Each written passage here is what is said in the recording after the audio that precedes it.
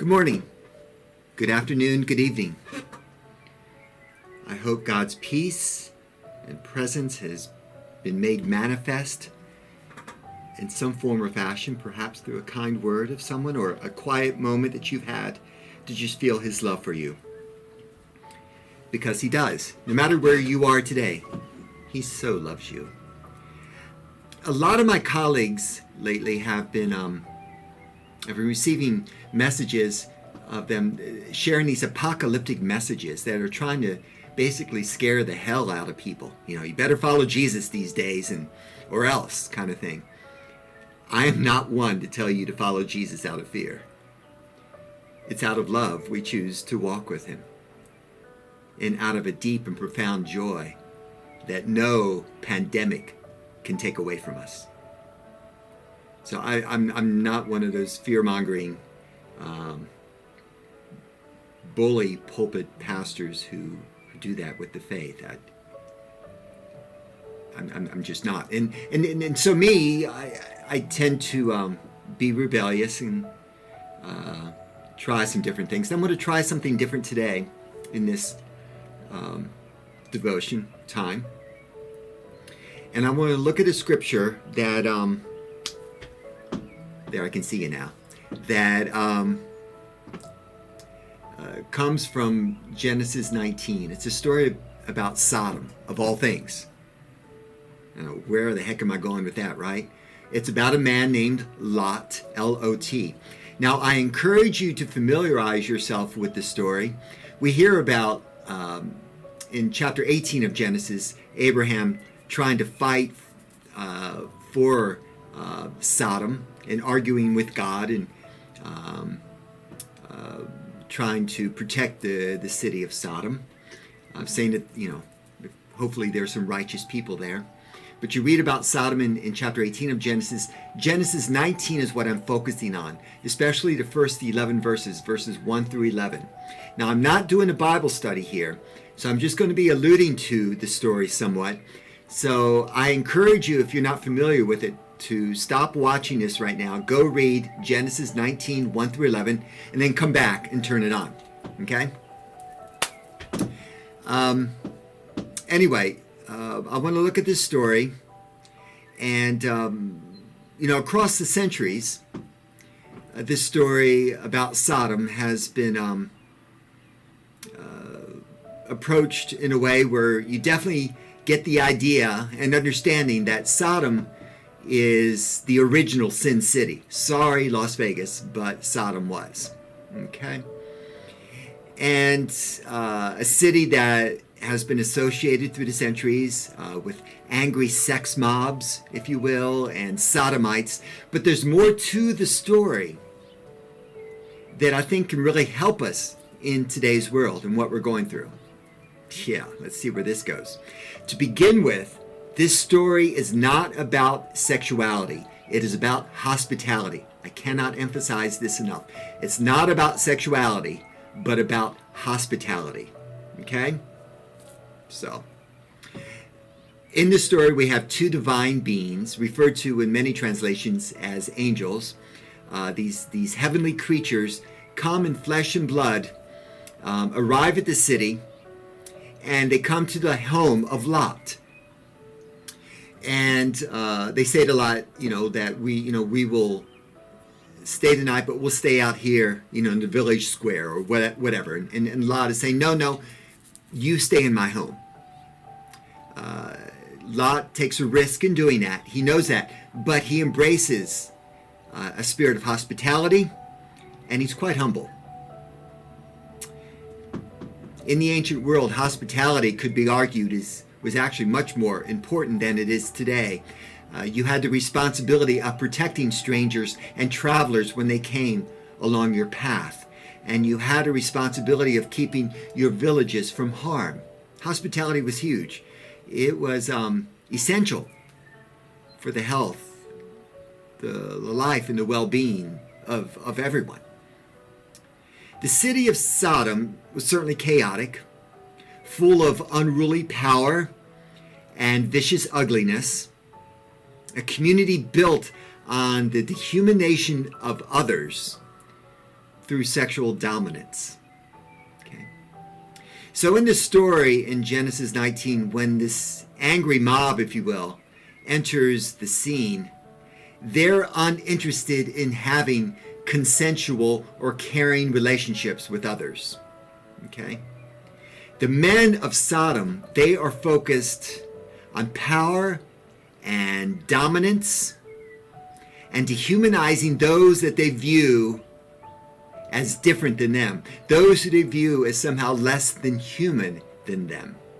And that's how they perceived these two strangers who came to Lot's home. They need to have control and to put others in fear of them, to be domineering over others. Okay? Dear friends, there are times in our lives when perhaps we've had, metaphorically, if you will, powerful mobs trying to make their way to the front doors of our lives, right? And we're called to stand tall and speak up and stop wickedness before it infects the greater good. We all have that responsibility. By welcoming these angelic strangers, if you will, into his home, Lot practices the hospitality that was expected in that culture. Just wasn't respected in the city of Sodom. And when he confronts and acknowledges the dangers of receiving these two men into his home, he models radical hospitality. He knows he's putting himself at risk because he knows well the town that he's living in. In our world, more than ever, we need to practice that kind of radical hospitality. Now, I know ordinary hospitality tends to entail, physical presence, opening your home to others, feasting with others, sharing a bottle of wine with others. But in these days of global pandemic, we're called to keep away from others, to practice social distancing, right? And to keep the doors closed, our homes locked down for the safety of all. But even so, radical hospitality, I believe, can still be practiced in our day and in our daily practices. While we can't open our homes to others, radical hospitality compels us to open our hearts and our spirit in courageous ways for the good of all people, and we can do that. When mobs of madness come knocking, radical hospitality calls us to take courage and stand strong.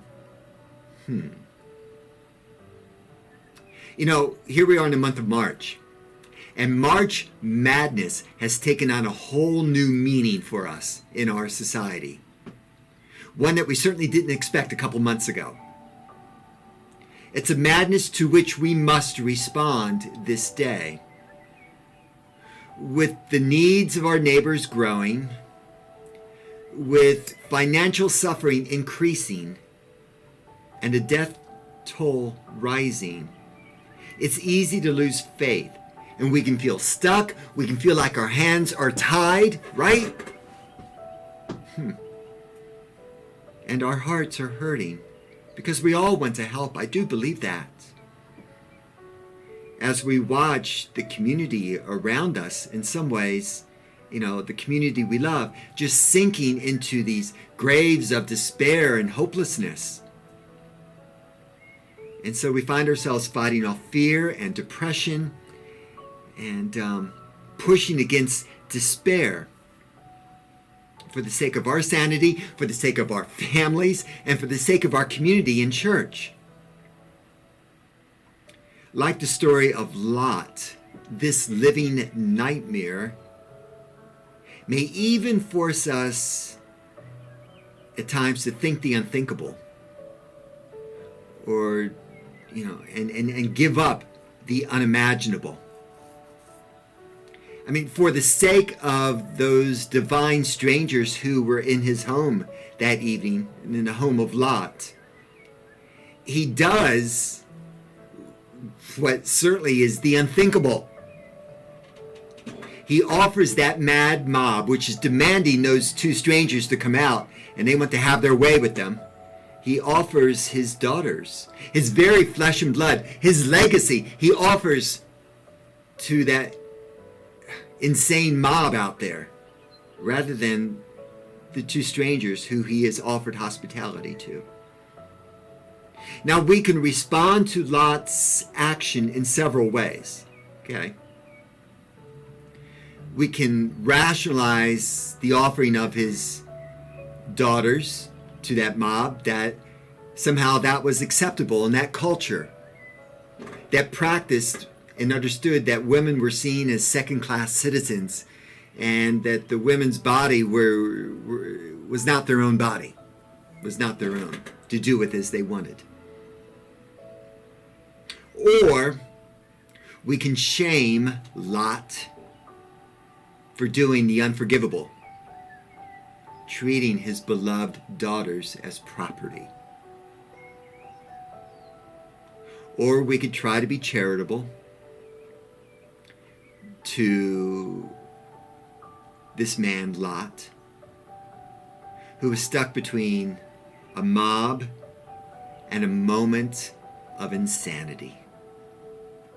Today, our world at times seems like it's stuck between a maddening mob and a moment of insanity. This insanity is the place in our mind where fear sometimes paralyzes our hearts, where a small moment can lead a person to sacrifice the unthinkable.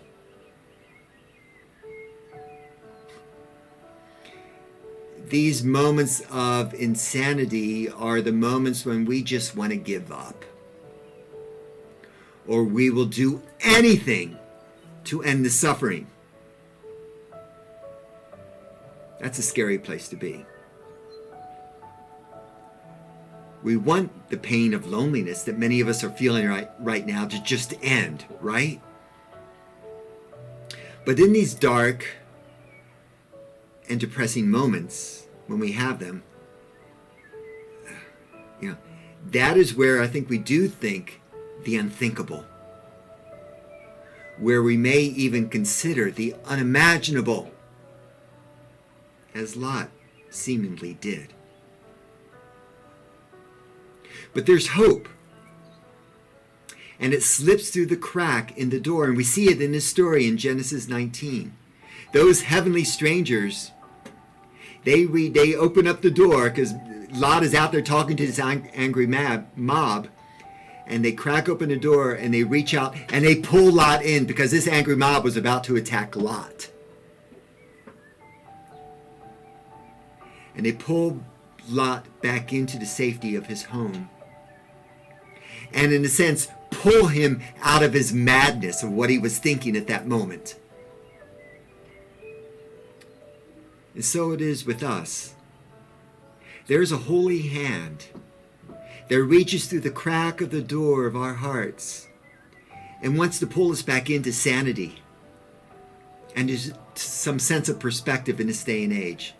It grabs hold of us and pulls us back into the home of God's heart. Okay? A sanctuary where the Spirit of all that is good dwells with us.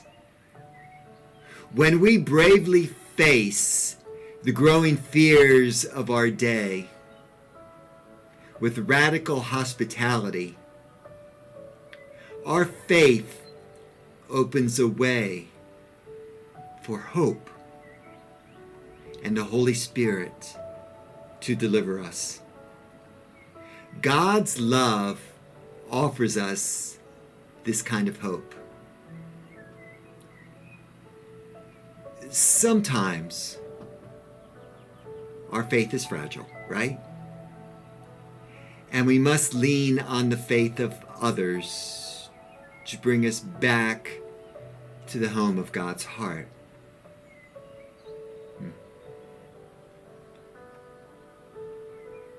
But sometimes we find ourselves waiting for others to take action.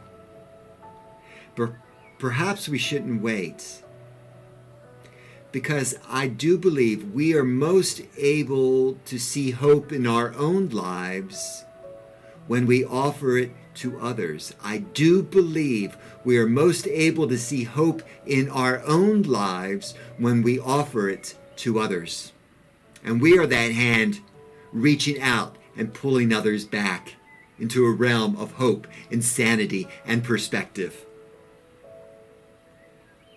And we've been doing that on Facebook, on Instagram, and other social media platforms. People are reaching out across this nation of ours and world to pull people out of the clutches of fear and loneliness and thinking the unthinkable and the unimaginable. People are making calls to those who are trapped in isolation, reaching out with a comforting voice, and strangers are donating money and resources to help others avoid financial collapse. Even in these extraordinary days, radical hospitality can still be at the heart of our daily practices. Okay? Reaching out virtually with heavenly hands. People are creating hope in ways few could have seen. So take courage.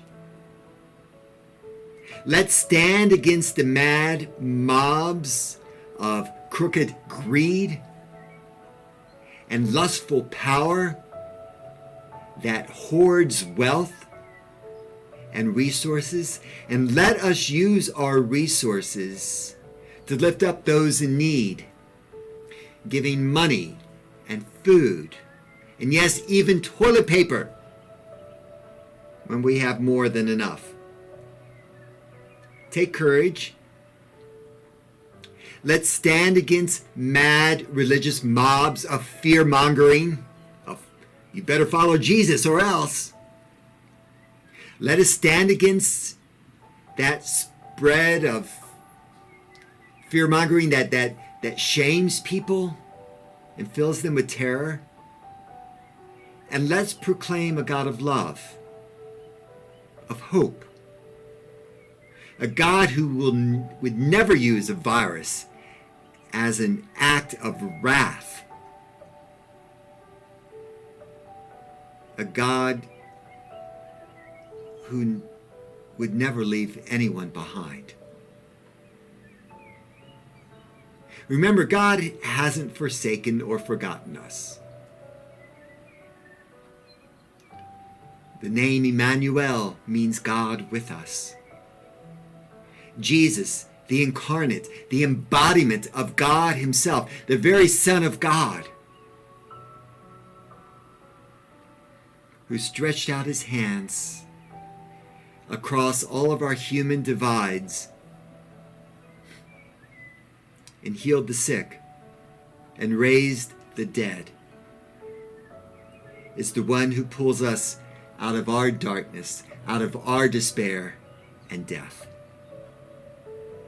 So remember, dear friends, Easter is coming. And remember that in the end, God's eternal love